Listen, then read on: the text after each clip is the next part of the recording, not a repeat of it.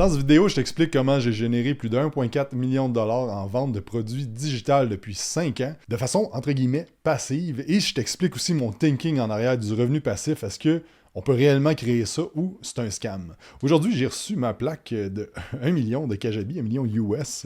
Et c'est pour ça que je voulais faire cette vidéo-là. Et je vais être super transparent aussi dans la vidéo parce que j'ai l'impression qu'il y a beaucoup de monde sur Internet qui vont parler de certaines affaires, mais qui ne seront pas 100% transparents avec le processus, avec qu'est-ce qui a amené à ce volume de vente-là, ainsi de suite. Disclaimer aussi, j'ai vendu la majorité de mes parts de cette compagnie-là en début d'année et avec un montant que, je ne vais pas dire le chiffre, mais qui me permettrait de passer une bonne année et demie sans travailler, sans problème. Et pourquoi je vous dis ça, c'est que les produits digitales, c'est une excellente façon de bâtir un asset, bâtir quelque chose qui a une valeur. Et je pense que dans chaque entreprise, il devrait avoir quelque chose qui survit, même si vous n'êtes pas là. Donc, qui peut fonctionner, qui peut générer des leads, qui peut faire des ventes et qui fait en sorte que ça peut être vendu éventuellement. Parce que si vous êtes toujours en train de vous être en train de délivrer le service ou de délivrer la marchandise, ça fait en sorte que il y a une limite dans la croissance. Quand vous partez en vacances ou vous faites d'autres choses, ça avance pas comme vous voulez et ça vous permet pas non plus de développer d'autres projets et peut-être éventuellement vendre la compagnie. Fait que aujourd'hui, on va voir 4 étapes clés qui m'ont aidé dans ce parcours-là. Donc, la première affaire, c'est que c'est l'affaire la plus importante selon moi, c'est ce qu'on appelle Product Market Fit.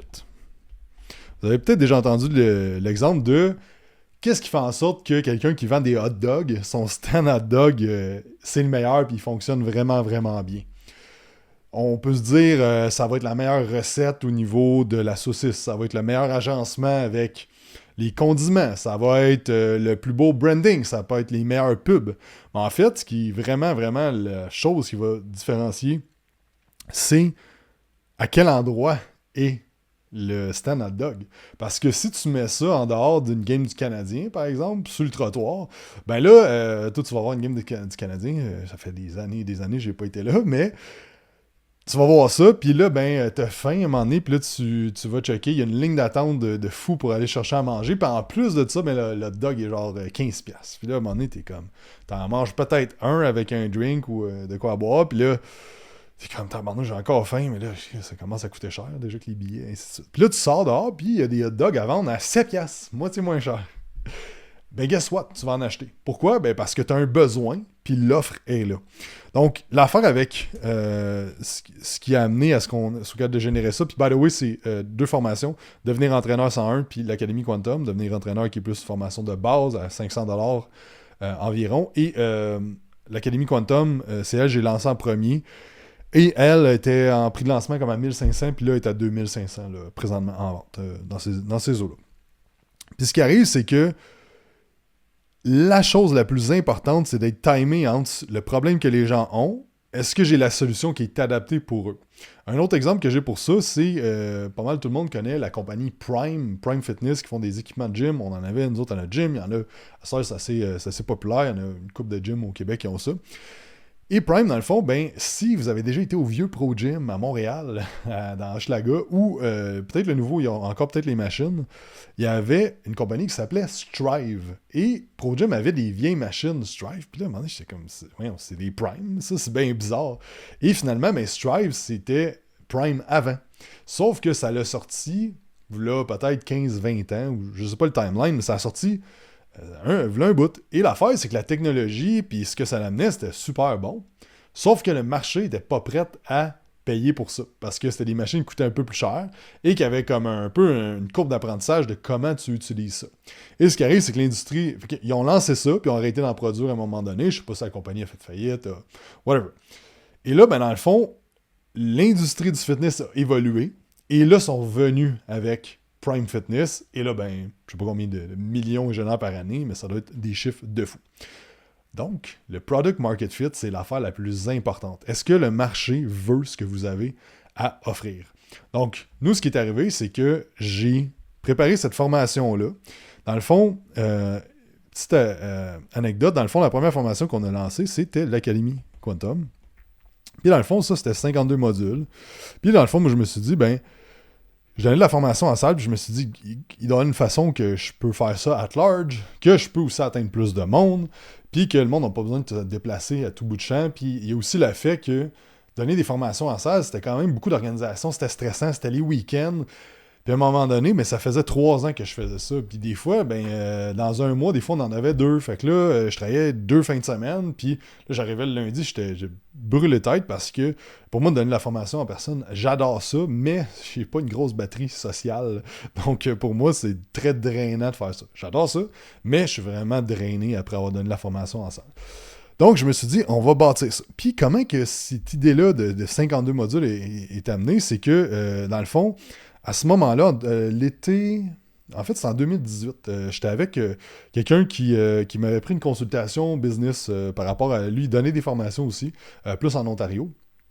Puis, ça a été un de mes formateurs, en fait. Puis là, on a comme brainstormé certaines affaires. Puis, en parlant de ce qu'il voulait développer, puis tout ça, je suis venu avec cette idée-là. Je suis comme, pourquoi tu fais pas une formation sur un an, qu'à tous les mois, dans le fond, toutes les semaines, il y a un module, puis tu avances dans la formation, puis tout ça. Puis là, il était comme, ouais, je sais pas. Puis là, j'étais comme, vas-tu prendre l'idée? Comme, non, ça m'intéresse pas. Je suis comme, t'es-tu correct que je l'apprends? Puis là, il dit, bah ouais, y a pas de stress. Fait que là, c'est venu ça, en brainstorming. Et dans le fond, ça a été développé toute l'année. En fait, j'ai créé ça en 2019. On se souvient ce qui est arrivé en 2020. Donc, l'affaire avec pourquoi que ça a fonctionné autant, c'est que first, si on revient en 2019, c'était quoi les formations qu'il y avait pour se perfectionner au niveau de l'entraînement, nutrition, ainsi de suite, principalement au niveau du training, la périodisation biomécanique et tout ça, c'était plus ça mon target. Mais en fait, il n'y en avait pas tant que ça. Il y a des formations aux États-Unis que tu peux aller faire, puis c'était un peu là où je me promenais beaucoup dans ce temps-là, puis j'étais comme, comment je peux faire ça? Puis j'avais fait Precision Nutrition qui était en ligne, que je trouvais super bien monté, c'était super cool les affaires. Donc là, dans le fond, c'est que je voyais qu'il y avait un besoin dans l'industrie que, moi, je suis tout le temps en train de me promener à tout bord du côté, ça me coûte des dizaines, c'est pas des centaines de milliers de dollars en formation là, par année. Donc là, ce qui arrive, c'est que là, je voyais qu'il y avait un besoin, puis je voyais que je suis capable d'apporter quelque chose ça fait 3 ans que je donne la formation, depuis 2016. Le monde aime ce que j'apporte, puis ils ont des résultats avec ça, donc potentiellement que je pourrais mettre ça en ligne. Donc, j'ai commencé à monter le RUP, tout ça, mais pendant ce temps-là, je coachais encore beaucoup de monde. La compagnie, en 2019, on commençait à prendre l'expansion là, avec Quantum Training et tout ça. Donc là, j'ai commencé à déléguer des affaires, mais à commencer à repartir sur un autre projet. Et là, dans le fond, j'ai commencé à monter ça. Puis là, ce qui arrive, c'est qu'en mois de novembre, j'ai rencontré quelqu'un que je connaissais depuis un petit bout qui me disait hey, on pourrait lancer ça avec des webinaires et tout ça. Fait que là, ça a commencé de même, puis je me dis, écoute, je trouve que c'est une bonne idée. Dans ce temps-là, les webinaires, il y en avait, mais c'était pas tant que ça non plus, là, pas autant que là. Puis ça, je vais en revenir après ça au niveau du lancement.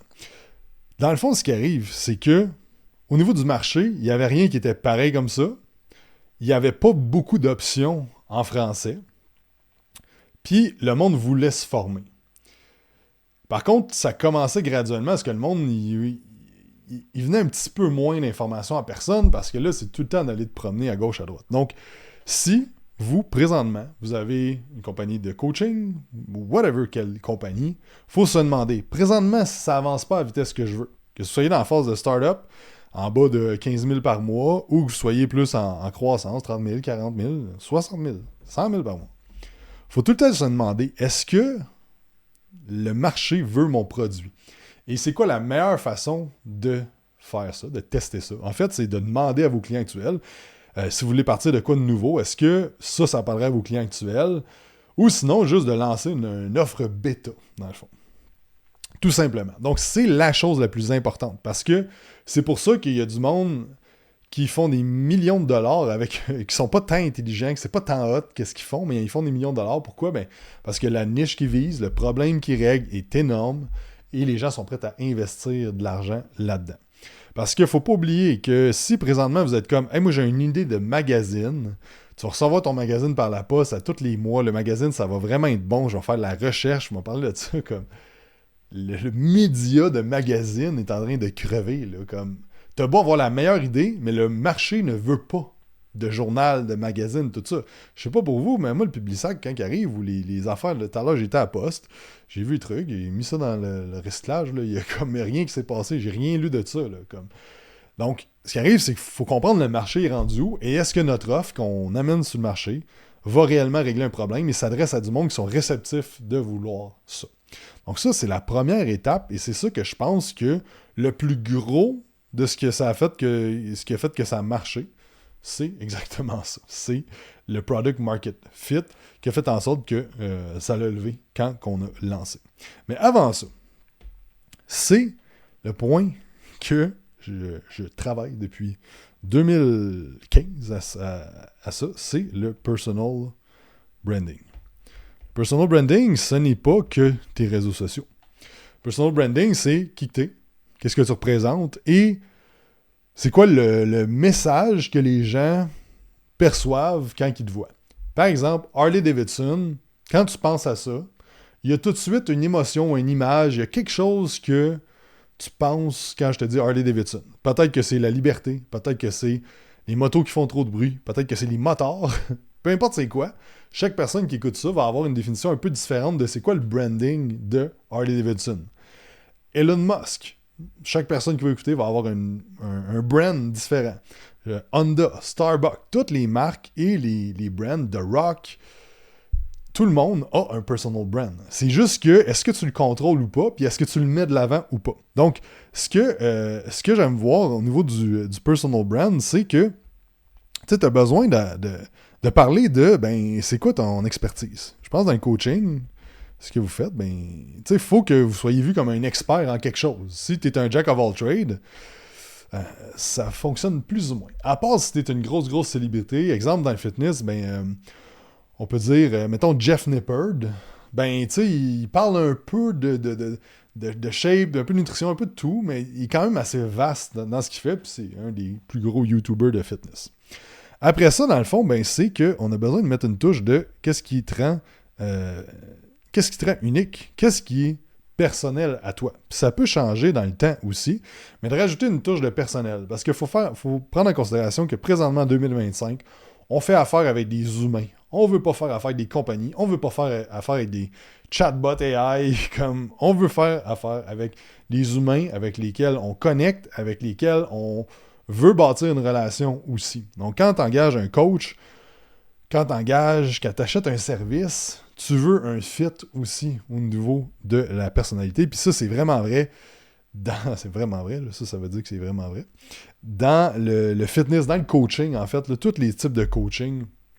Donc, au niveau personnel, ce que je veux dire, ce n'est pas de devenir un influenceur et de parler de 56 000 affaires, mais c'est de parler de des petites choses qui t'entourent. Comme exemple, moi, pendant un bout, ben, je tripais vraiment sur Marvel. Donc, j'adorais ça quand ils ont sorti les films, tout ça, jusqu'à Endgame. Après ça, ben, je trouvais ça poche ce qu'ils ont fait avec la franchise. Mais, fait que j'en mettais dans notre branding, ben, un paquet d'affaires. Ensuite de ça, ben, moi, je joue de la guitare, je fais du snow. J'ai un caniche noir. Puis, tu sais, depuis 2 ans et demi, ben, j'ai ma famille, j'ai ma fille. Donc, c'est toutes des affaires que je vais saupoudrer dans le brand parce que ça rend... on va connecter sur différentes affaires. Il y a du monde qui vont te connecter parce que moi, j'aime ça faire des voyages. Puis, j'aime bien mieux partir en voyage plusieurs fois par année que de me payer un gros char. Puis, il y a du monde qui vont connecter avec ça. Moi, j'ai plus de paiement de char, puis j'en veux plus jamais de ce paiement de char.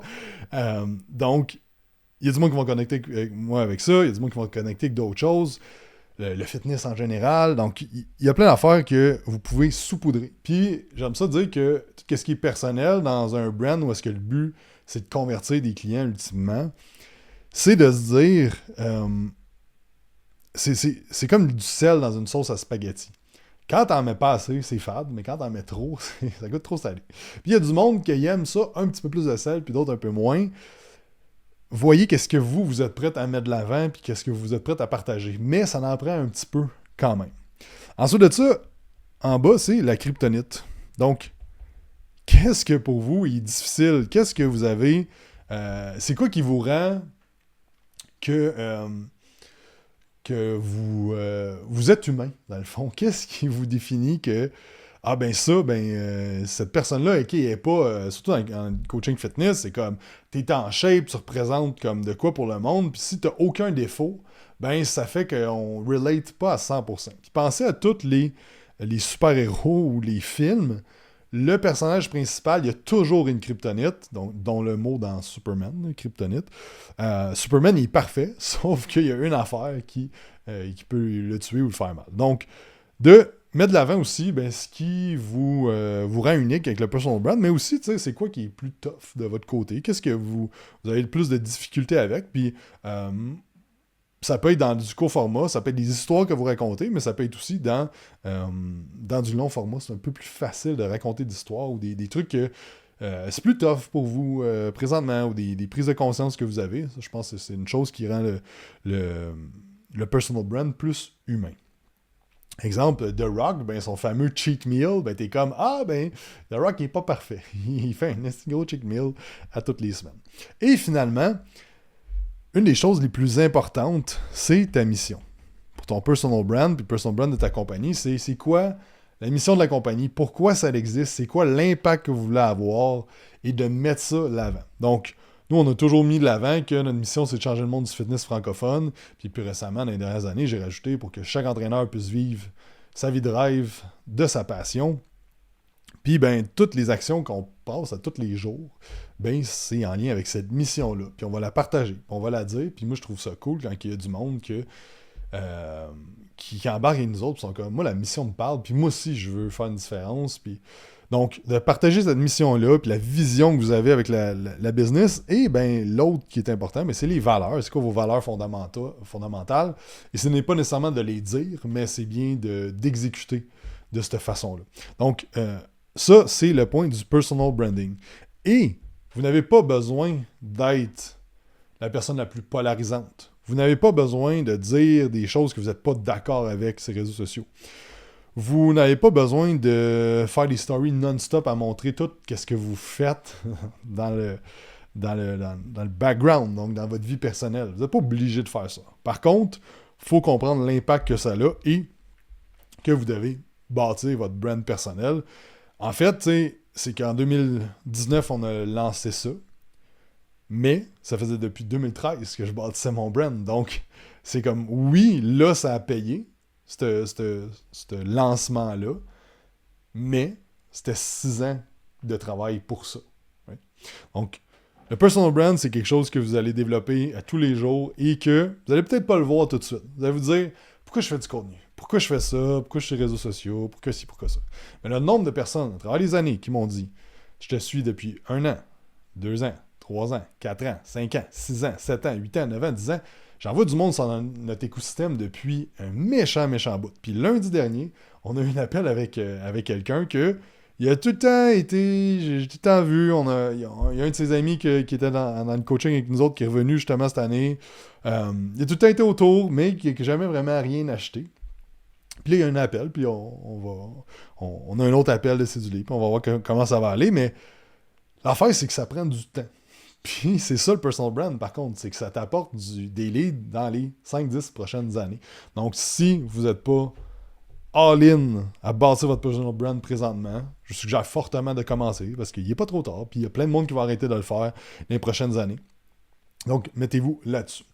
Ensuite de ça, c'est le lancement. Donc, ce qu'on a fait en sorte que ça a vraiment levé au début quand on a fait, c'est que on s'est dit, OK, on va le lancer at large à l'audience comme en début, je pense à fin de l'automne, décembre, là, janvier, on a lancé. Fait qu'on a fait un soft launch qu'on appelle. Donc, on a lancé. On a fait une coupe de vente. Je me souviens plus exactement, mais on a vendu, on a eu du feedback un petit peu du monde, puis tout ça. OK, cool. Et finalement, ce qu'on a fait, c'est qu'on a fait des webinaires. Donc, l'affaire avec ça, c'est que là, on prend l'exemple du webinaire. Présentement, ça fonctionne un petit peu moins que ça fonctionnait, les webinaires, malgré que ça peut être intéressant. Mais le plus important avec ça, c'est de comprendre que la conversion ne se passe pas quand le monde sonne un tunnel de vente. En haut, on a ce qu'on va appeler le top of funnel. Donc, on a du monde qui vous découvre.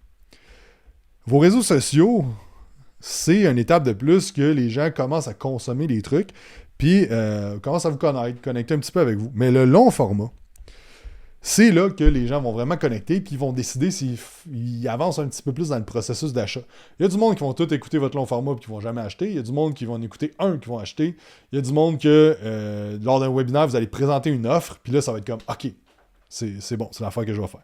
Donc, il faut comprendre que le webinaire, c'est vraiment une étape dans l'écosystème d'acquisition plutôt que je fais cette stratégie-là, puis ça va fonctionner. Donc, le webinaire, dans le fond, on a fait 33 semaines de suite.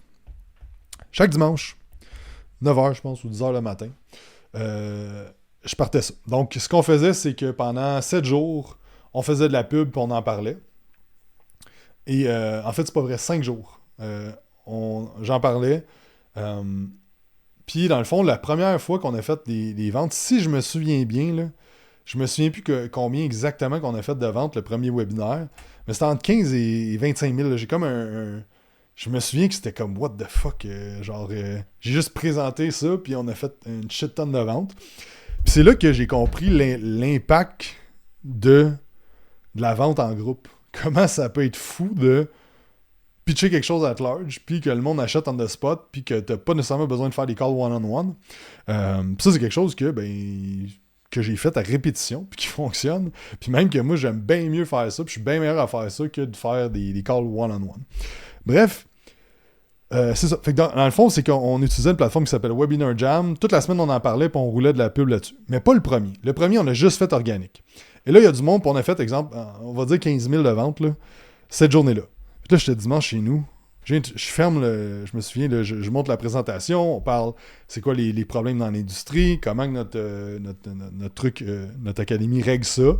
Je fais mon pitch avec une garantie, 30 jours, satisfaction garantie ou argent remis. Je lance ça. Puis là, le monde achète, bam, bam, bam, bam, bam. Je me souviens, je suis devant mon ordi, puis je suis comme, wow, ok, c'est fou. Mais l'affaire que j'ai oublié de dire, c'est qu'entre-temps, il y a eu la pandémie. Fait que ça, on était rendu peut-être au mois d'avril, ou peut-être février quand j'ai launché ça. Fait que là, l'affaire, c'est qu'on a fait un first launch, puis ça a bien fonctionné. Fait que là, dans le fond, ce qu'on a fait, c'est qu'on a pris une partie du budget, 1000 ou 2000 $, là, je me souviens plus, puis je l'ai mis en pub pour la semaine d'après. Fait que là, dans le fond, là, on a fait de la pub, fait que là, ça a amené encore plus de trafic sur le webinaire, puis on a comme fait ça une couple de fois, et là, est arrivée la pandémie. Fait que là, c'est sûr qu'il y a une portion aussi qu'on avait un produit en ligne pendant que le monde, les gyms étaient fermés, puis tout ça. Fait que c'est sûr que ça aussi, ça l'a grandement aidé à la vente de ce produit-là. Puis l'affaire avec ça, c'est que il y a tout le temps une portion de chance. Faut pas oublier ça. Puis je considère que le timing de ce qu'on a fait avec ça, là, à 5 ans plus tard, à regarder ça en arrière, comme le timing a eu une grosse incidence sur les ventes. Là, c'est sûr, parce que là, le monde, il travaillait plus. À un moment donné, il y a eu la PCU, il y a eu les affaires. Fait que là, le monde était comme, ben, on va me former. En attendant, on va faire de quoi de productif pareil. Puis c'est ça, fait qu'on a roulé le webinaire pendant 33 semaines. Puis dans le fond, la dernière semaine, ce qui est arrivé, c'est que j'ai eu 5 personnes inscrites au webinaire. Il y en a 3 qui sont pointées. Puis là, à la fin, dans mon pitch, il y a tout le temps du monde qui part quand tu commences à faire ton pitch. Puis là, il restait 2 personnes. Puis on a vendu un académie à ce moment-là qui était comme 1500. Là, fait que ça avait coûté la même affaire en pub qu'en retour, et ben on a arrêté cette stratégie-là à ce moment-là.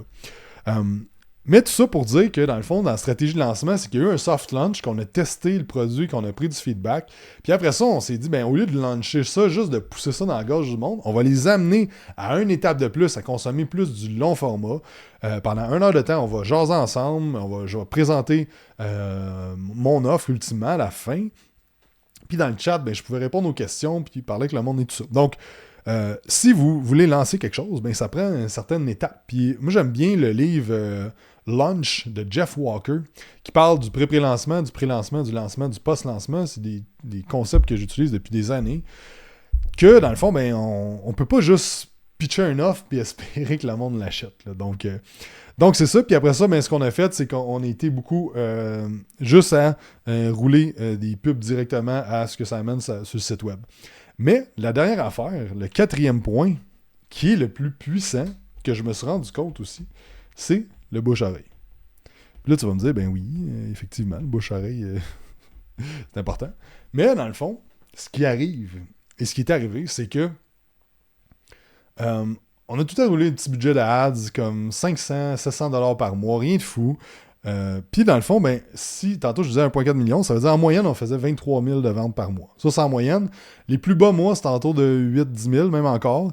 Puis les plus hauts mois, ben, c'est 50, 40 cucs, là, je pense qu'il y a eu des gros mois de vente. Ce qui arrive avec ça, c'est que j'étais tout le temps comme, ah, ben les ads ont l'air de fonctionner parce que sur Meta, on voit qu'il y a des ventes, tout ça. Mais dans le fond, ben, à ce moment-là, ben, je connaissais pas tant ça, puis je faisais affaire avec une agence qui me chargeait quand même cher. Puis dans le fond, ben, je me rends compte avec le temps que ils connaissaient pas tant que ça non plus, les affaires puis le tracking. Fait que dans le fond, ben, on roulait ça, puis ça fonctionnait bien. Mais ce que je me suis rendu compte, c'est que 90% des ventes venaient du organique puis du bouche-oreille. C'est que ben, les gens en entendaient parler, ils parlaient à quelqu'un qui l'avait fait, puis la personne était comme, ben, moi je l'ai fait, c'est bon, fait que fais-la. Après ça, on s'est rendu compte, dans le fond, que les gens, dans le fond, dans les gyms disaient, ah, si t'as cette formation-là, ben, tu peux venir travailler chez nous. Fait que là, dans le fond, ben, on s'est rendu compte que quelqu'un nous disait, hey, tu savais-tu qu'à tel gym, ils disent que ta formation est reconnue? Je suis comme, ah, ok, ben good to know, good to know, good to know. Puis là, à travers les années, puis même l'année passée, je me souviens quelqu'un qui est comme, hey, les kinésiologues accréditent votre formation, l'ordre des kinésiologues. Fait que là, je suis comme, hey, on n'a jamais fait de démarche pour ça. Mais faut pas oublier que si vous réglez un problème chez les gens, que vous offrez un bon service, un bon produit, le bouche-oreille va faire son effet, que ce soit positif ou négatif. Donc, quelqu'un qui n'est pas content de quelque chose va en parler à beaucoup plus de monde que quelqu'un qui est content. Donc, il faut toujours se dire, est-ce que la promesse que je fais de mon produit, est-ce que les gens c'est over-deliver sur la promesse que je fais, et est-ce que, juste parce qu'ils sont contents, ils vont en parler à d'autres personnes, et ainsi de suite. Puis, dans le fond, ben, on a commencé à tracker l'année passée, en fait, les sources de leads, puis on s'est rendu compte que en fait, la majorité des ventes, on ne sait pas d'où ils proviennent. En fait, parce que c'est juste le monde qui vont sur le site, ils l'achètent. Donc, c'est peut-être du monde qui nous suit depuis des années, peut-être du monde que récemment ils ont été voir, tout ça. Oui, il y a du trafic sur le site web constamment, mais on track les ventes directement avec les ads, puis c'est pas tant que ça. Donc, ce qui me vient à penser, puis ce que je réalise à travers les dernières années, c'est que les ads, c'est super bon, la pub, parce que ça met en face tes affaires en face du monde. Tu peux targeter des affaires super spécifiques, puis on enroule encore plein des ads. Mais ce qui arrive, c'est que si ton bouche-oreille n'est pas solide, si ton contenu n'amène pas directement du monde, si ton organique n'est pas capable de faire la job, tu vas dépasser des milliers de dollars en ads, des 10 000, des 20 000, des 30 000, puis tu vas avoir des marges de profit minces comme des feuilles de papier. Puis surtout si tu as une équipe et tu te mets à scaler ça, ça va être extrêmement difficile d'avoir des bons retours sur investissement. Donc, viser personal brand, le bouche-oreille, le product market fit, c'est les choses les plus importantes. Puis je vais terminer aussi en parlant de revenus passifs, puis aussi pourquoi j'ai vendu la compagnie. Parce que là, je te dis ça, tu es comme 23 000 par mois en moyenne. Tout ça, c'est des marges de profit, 90% de gross profit.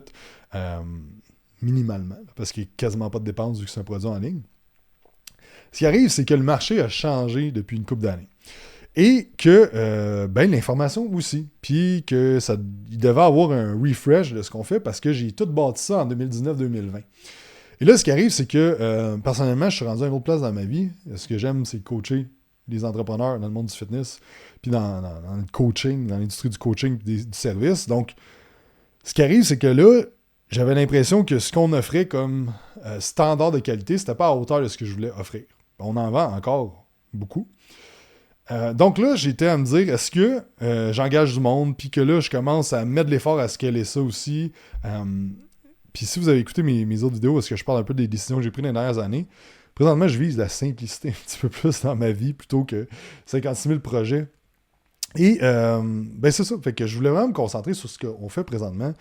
Et là, il y avait cette belle business-là, en fait, qui roule tout seul, aussi, quasiment, puis que... mais il a quand même besoin d'amour, a quand même besoin de mettre des choses de l'avant.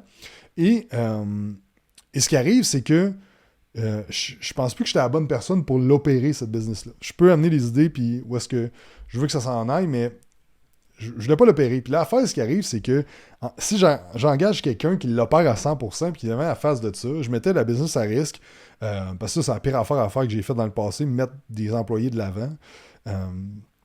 Ça met ta business à risque au bout. Puis, deuxièmement, dans le fond, ben, c'est que ça prenait quelqu'un qui opérait le marketing, un paquet d'affaires, là, tu sais. Donc, puis, dans le fond, c'est que le profit qui arrivait, ben, c'est qu'on aurait juste payé la paye de la personne, puis il aurait resté des scènes après, tu sais, pour tout le management, puis ce que ça amenait. Fait que, dans le fond, c'est que là, dans le fond, on avait deux choix. Soit que je me disais, ben, gars, je la laisse aller, c'est une belle... vache à lait, dans le fond. Là, ça rentre tout seul à toi et moi, tout ça. Mais si je reviens à ma mission, changer le monde du fitness francophone, pour aider chaque entraîneur, ben c'est que là, est-ce qu'on est vraiment en ligne avec la mission de laisser ça aller, puis potentiellement laisser ça mourir dans 1 an, 2 ans, 3 ans, 4 ans, 5 ans, je sais pas combien de temps ça va continuer à durer. Ben, c'est là que j'étais j'étais pas en cohérence avec mes valeurs puis la mission qu'on a. Puis aussi, ben, le marché évolue, il y a beaucoup plus de formations en ligne, tout ça, puis tôt ou tard, ben, à un moment donné, si tu te fais pas peau neuve ou tu raffines pas ce que tu fais, tu n'améliores pas les choses, ben, à un moment donné, le marché va te rattraper. Puis il y a plein d'autres bonnes formations à travers les années qui sont développées en ligne. Je pense qu'il y a de la place pour tout le monde. C'est juste que faut que le standard de qualité augmente quand il y a de la compétition, là, tout simplement. Là, donc, c'est pour ça que j'ai pris la décision. En fin de l'automne passé, j'étais un peu genre, OK, ben, faut faire de quoi avec ça, ultimement. Là, fait que là, à fond, toute la transition de la fermeture du gym et tout ça, j'étais rendu à ce point-là, puis là, ben, on n'avait pas comme adressé cet enjeu-là, qui n'est pas un enjeu là, mais c'est un enjeu futur. Puis, ben, c'est là que j'ai décidé de vendre ça à Kevin, dans le fond, qui a pris la charge de ça. Puis, fait que c'est ça l'histoire, la petite histoire. Puis, ensuite de ça, le mythe du revenu passif, je voulais juste en parler parce que c'est bien beau ça. Puis, c'est vrai que c'est 90% passif ou, mettons, 3/4 passif, le revenu qu'on fait avec ça. Sauf que ça a été le travail de 10 ans. Pendant 10 ans de temps, de bâtir un brand qui fait en sorte que là, quand on lance un produit, là, ça fonctionne.